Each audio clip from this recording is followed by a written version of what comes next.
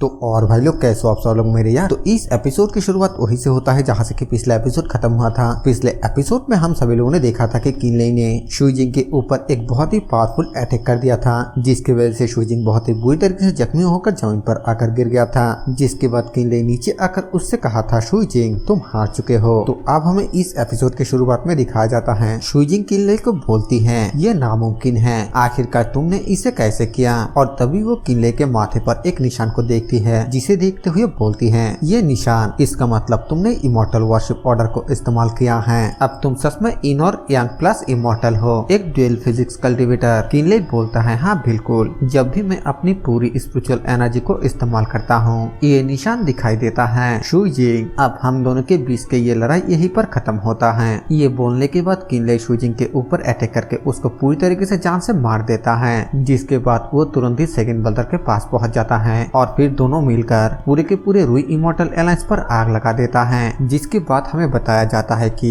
रुई immortal Allianz पर आग लगने की 2 घंटे से भी कम समय के अंदर शुइजिंग की मौत की खबर चारों ओर फैल गया। और इस बात से पूरे के पूरे साउथर्न बॉर्डर के सभी कल्टिवेटर पूरी तरीके से हिल गया। किसी को भी इस बात का बिल्कुल भी उम्मीद नहीं था कि किनले शुइजिंग को मार डालेगा और पूरे के पूरे रुई इमॉर्टल एलायंस के नामो निशान मिटा देगा। अपने हाथ में सिर्फ एक रेट रिफाइनिंग हेवनली सॉर्ड को लेकर उसने एक इंफुरियलम के मास्टर को मार डाला और पूरे इमॉर्टल एलायंस को बर्बाद कर दिया और अपने बॉडी को इमॉर्टल फिजिक्स में बदलने के लिए इमॉर्टल वर्शिप ऑर्डर का इस्तेमाल किया। जिसके बाद से किसी ने भी इमॉर्टल वर्शिप ऑर्डर को मांगने की हिम्मत नहीं की, क्योंकि आखिरकार कोई भी एक टॉप एक्सपर्ट का दुश्मन नहीं बनना चाहता है। और शुइजिंग की मौत के बाद डीमन स्लेइंग ऑर्डर भी धीरे धीरे खत्म हो गया। इसके बाद हमें सीधा ही फेंगशु पैलेस का सीन दिखाया जाता है, जहाँ पर की मिसमू के मास्टर मिसमू को बोलती है, मुझे अभी खबर मिली है कि शुइजिंग मर गई है। आइस फेरी, अब तुम निश्चिंत हो सकते हो, है ना। लेकिन आगे से मिसमू बिल्कुल शांत रहती है। मिसमू के मास्टर आके बोलती है, मुझे ये बिल्कुल भी नहीं लगा था कि उस बच्चे के दिल में अभी तुम्हारे लिए थोड़ा प्यार है। वो सच में जानता है कि एहसान का बदला कैसे चुकाया जाता है, ताकि तुम्हें खुद को सावधान रहने में मदद मिल सके। वरना अगर बात लुओ हुआंग के मौत की या फिर इमॉर्टल वर्शिप ऑर्डर की होती तो फिर मुझे लगती है कि तुम्हें इसे पूरे जिंदगी भर अपने साथ रखना पड़ता। मिसमू बोलती है, मास्टर बहुत ही काइंड है, उन्होंने मुझे इसे छुपाने में मदद की और मैं इसे कभी नहीं भूलूंगी। मिसमू के मास्टर बोलती है, बच्चे, कोई मास्टर ये कैसे नहीं जान सकता कि तुम क्या सोचते हो। तुमने अतीत में उसको प्रोटेक्ट किया था और उसने भी तुम्हारे इस एहसान का बदला चुका दिया। अब तुम दोनों का एक दूसरे पर कुछ भी बकाया नहीं है, इसीलिए अब से यहीं पर ये सब कुछ खत्म होता है। मैं उम्मीद करती हूँ कि तुम अपने मास्टर के स्किल को सीखोगे और उस बच्चे के बारे में दोबारा कभी नहीं सोचोगे। मिसमू बोलती है, मास्टर, मेरा एक रिक्वेस्ट है, मैं उम्मीद करती हूँ कि मास्टर इसका परमिशन देंगे। मिसमू के मास्टर बोलती है, तुम क्या कहना चाहते हो। मिसमू बोलती है, मास्टर, मैं शांगझुओ वापस जाना चाहती हूँ। मिसमू के मास्टर बोलती है, आइस फेरी, क्या मैंने तुम्हें जो कहा तुमने बिल्कुल भी नहीं समझा। तुम्हारे रास्ते उससे अलग है, तुम अपने रास्ते पर क्यों नहीं चल सकते। मिसमू बोलती है, मास्टर, हाल ही में मैं अपने कल्टिवेशन में थोड़ा निराश हो गई हूँ, इसीलिए मेरे अंदर के इनर डीमन पैदा हो गए हैं। इस बार मैं सिर्फ इस संसार के बंधनों से मुक्त होना चाहती हूँ, बस, और कोई दूसरा इरादा नहीं है। मिसमू के मास्टर बोलते हैं, अगर तुम अपने सभी रिश्ते नाते को तोड़कर पूरी तरीके से दाव पर समर्पित होना चाहते हो तो फिर तुम्हारे मास्टर होने के नाते मैं तुम्हें बिल्कुल भी नहीं रोकूंगी। मुझे उम्मीद है कि तुम वही करोगे जो तुमने मेरे सामने कहा। हमें मिसमू के चेहरे को देखकर ऐसा लग रहा होता है कि मिसमू काफी ज्यादा बुरा फील कर रही होती है। जिसके बाद यहाँ से सीन चेंज होकर हमें शांगझुओ का सीन दिखाया जाता है, जहाँ पर कि किनले अपने सेकंड ब्रदर के साथ वापस आ जाता है और वो दोनों ही काफी ज्यादा खुश होता है। सेकंड ब्रदर बोलता है, आखिरकार हम वापस आ गए। किनले बोलता है, हाँ, मैंने कभी नहीं सोचा था कि यूनझुओ शांगझुओ से इतना ज्यादा दूर होगा। सेकंड ब्रदर किनले को बोलता है, वैसे क्या तुमने शुइजिंग के स्टोरेज बैग को अच्छी तरीके से चेक किया है। किनले बोलता है, चिंता मत कीजिए, चैंगहाई जेट शॉट पहले से ही मेरे पास है, लेकिन ये शॉट बहुत ही ज्यादा अजीब है। इस पर एक सील लगा हुआ है, इसे तोड़ने में थोड़ा वक्त लगेगा। इसको कम समय में तोड़ने का मेरे पास कोई भी रास्ता नहीं है। वैसे भी अब हम वापस आ गए हैं, इसीलिए अब हमें जल्दबाजी करने की कोई भी जरूरत नहीं है। सबसे पहले हमें हमारे घर पर वापस जाना चाहिए। सेकंड ब्रदर बोलता है, यह सही है, मैं लगभग 1.5 साल से गायब हूँ और मुझे नहीं पता है कि जीजियन कैसा कर रहा है। इन दिनों वो अकेले ही फैमिली का सपोर्ट कर रहा है। मेरे हिसाब से ये उसके लिए बिल्कुल बिल्कुल भी आसान नहीं रहा होगा। किनले बोलता है हाँ चलिए जल्दी चलते हैं। इसके बाद हमें दिखाया जाता है कि सेकंड ब्रदर और किनले जीजियन के पास पहुंच जाता है और सेकंड ब्रदर बोलता है जीजियन हम वापस आ गए। जीजियन इस आवाज को सुनकर काफी ज्यादा खुश होते हुए बोलता है ये तो पिताजी हैं। पिताजी क्या आप सच में वापस आ गए? फिर वो भागता हुआ आता है और सेकंड ब्रदर के सामने अपने घुटने टेकते हुए बोलता है पिताजी मैं बेटे होने का फर्ज नहीं निभा पाया। जब आप मुसीबत में थे तब मैं उस वक्त आपके लिए कुछ भी नहीं कर पाया। सेकंड ब्रदर बोलता है नहीं ऐसा बिल्कुल भी नहीं है। तुमने अपने पिताजी के ओर से किन फैमिली को बहुत ही अच्छे तरीके से संभाला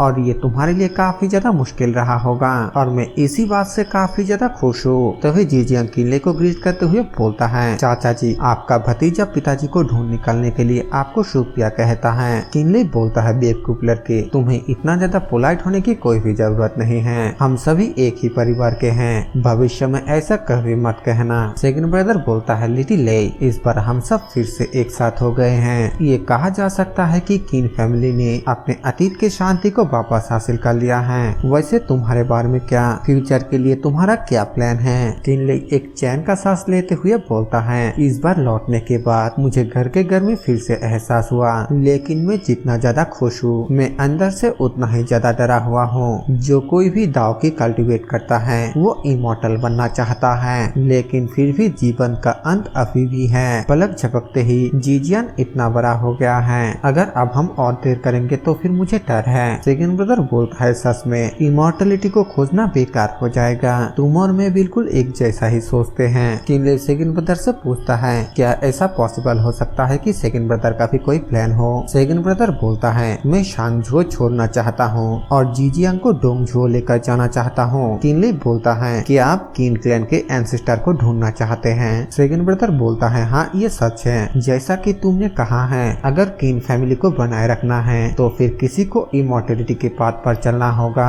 हालांकि तुम और मैं डानियांग रियलम से गुजरे और हमारी उम्र लंबी हो गई लेकिन तुम्हें ये भी पता है कि जीजियन के पास स्टोन पैलेस बॉडी है। अगर मैं उसके प्रोग्रेस के लिए सही जगह को ढूंढ नहीं पाता हूँ तो फिर भविष्य में किसी दिन उसे मैं अपने आंखों के सामने मरते हुए देखूंगा। फिर वो अपने पिताजी के बारे में सोचते हुए बोलता है हमने पहले भी एक बार इस तरह के एक्सपीरियंस किया है और मैं दोबारा ऐसा बिल्कुल नहीं चाहता हूँ। जहाँ तक तुम्हारी बात है तुमने अब तक बहुत कुछ सीखा है और तुम्हारा फ्यूचर ब्राइट है। तुम्हारे भाई होने के नाते मैं तुम्हें नहीं रोक सकता इसलिए मैं तुम्हें अपने साथ चलने के लिए मजबूर नहीं करूँगा। अपने अवसर और किस्मत के साथ तुम इस दुनिया से भी आगे जाने के काबिल हो। जब तुम और मैं भविष्य में दोबारा मिलेंगे तब हम दोनों मिलकर हमारे किन फैमिली के गरिमा को बहुत ही ऊंचाई तक ले जाएंगे। किनले बोलता है हाँ बिल्कुल। तभी जीजियन किनले को बोलता है वैसे चाचा जी आज सुबह लिंग यांग से एक इंपीरियल ऑर्डर आया। ऐसा कहा जा रहा है कि डिमोनिक कल्टिवेटर के एक ग्रुप फिजिया माउंटेन रिज के ऊपर कब्जा कर लिया और लोकल ट्रूप और कल्टिवेटर को कई दिनों तक लूटा गया है। इसलिए सुप्रीम एम्परर ने सभी अच्छे कल्टिवेटरों को अपने साथ भर्ती किया ताकि वो लोग जाकर उन डिमोनिक कल्टिवेटरों को रोक सके। चाचा जियान भी रॉयल कैपिटल के लिए निकल चुका है। किनले जियान के बारे में इस बात को सुनकर काफी ज्यादा हैरान हो जाता है और थोड़ा ऊंची आवाज में बोलता है क्या बकवास है। वो अपने लो लेवल के कल्टिवेशन बेस के साथ आखिरकार कैसे मदद कर सकता है। सेकंड ब्रदर बोलता है जियान का स्वभाव ऐसा ही है। वो दूसरों को मदद करने के लिए हमेशा आगे रहने में पसंद करता है। अगर उसका ये अच्छा स्वभाव नहीं होता तो आज तुम यहाँ पर नहीं होते।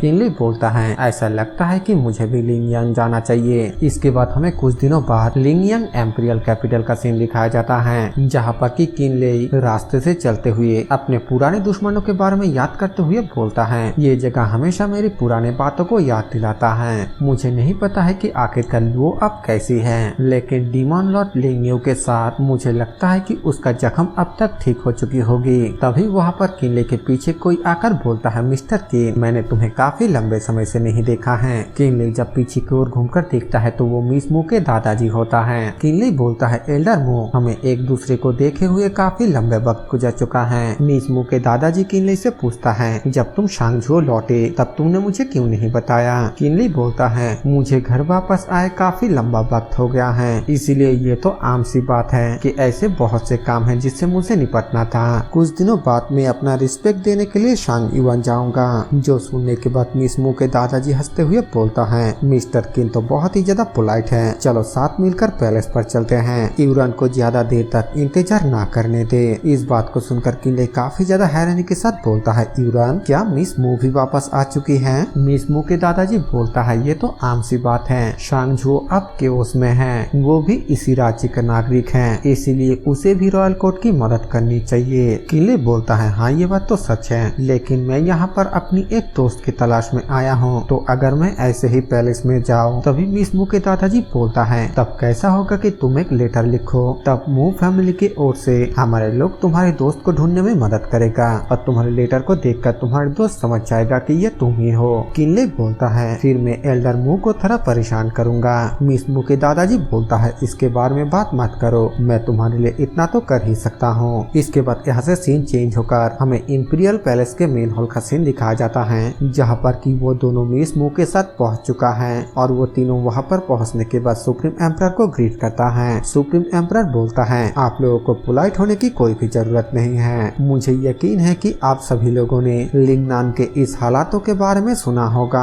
आज मैं सभी लोगों को यहाँ पर बुला रहा हूँ और मैं आशा करता हूँ कि आप लोग इस मुसीबत का कोई हल निकाल पाएंगे और फेजिया माउंटेन के उन डिमोनिक कल्टिवेटरों को खत्म करने के लिए हमारा साथ देंगे। किनले बोलता है, योर हाइनेस, मैं काफी लंबे समय से रॉयल कैपिटल से दूर हूँ, इसीलिए मुझे ये नहीं पता है कि लिंगनान में ये सब कुछ कैसे शुरू हुआ। सुप्रीम एम्परर बताता है, बॉर्डर से आए खबर के हिसाब से आज से 1 महीने पहले डिमोनिक कल्टिवेटर का एक झुंड फेजिया माउंटेन रिज पे आकर कब्जा कर लिया। वो सभी शांगझो के बाकी के डिमोनिक क्लैन के साथ एकजुट हो गया है और छुपकर अपने ताकतों को बढ़ा रहा है और ये अब हमारे राज्य के लिए एक बहुत ही बड़ा समस्या बन चुका है। मिस मू के दादाजी बोलता है, सच कहूँ तो आज से 2 साल पहले मू फैमिली के ऊपर उजिन डिमोन सेट के द्वारा अटैक किया गया था। उनके पैट्रियास ओल्डिमन उजिन सिर्फ एक डानियंग रियलम के फर्स्ट लेवल के कल्टिवेटर हैं। इस इनर पैलेस के कल्टिवेटरों के कंपैरिजन में मुझे लगता है कि ये मेंशन करने लायक नहीं है ना?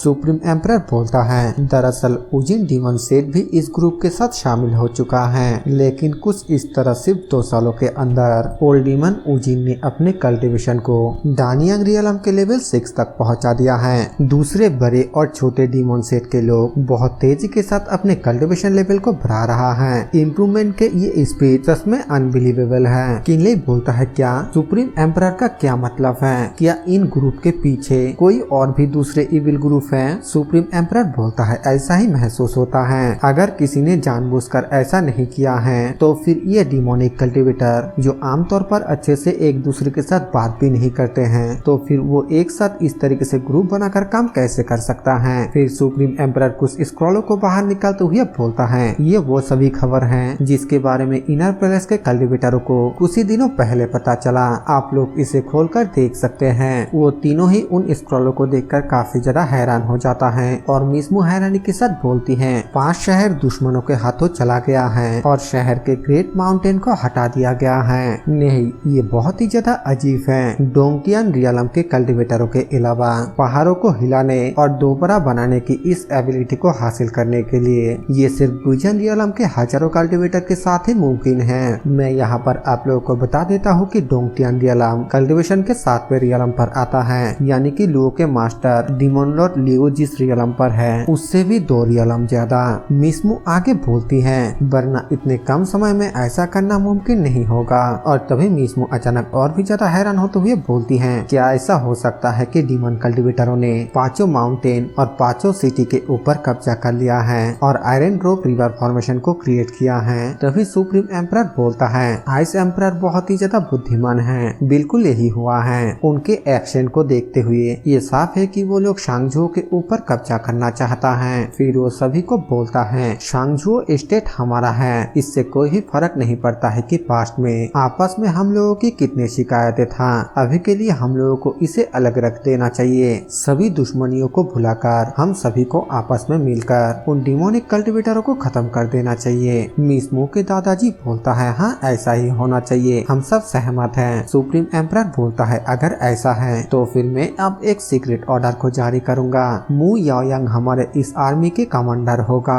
और किनले और आइस फेरी सेकंड कमांडर होगा। मैं तुम दोनों को अपने साथ लोगों को लाने और सीक्रेटली इन्वेस्टिगेशन करने दूंगा। अगर दुश्मन को एक झटके में खत्म करने का मौका मिले तो फिर ऐसा जरूर करना। वो दोनों ही एक साथ इसके लिए हाँ बोलता है। सुप्रीम एम्परर बोलता है, तो फिर ठीक है, तुम सब तैयार हो जाओ और कल सुबह ही निकल जाना।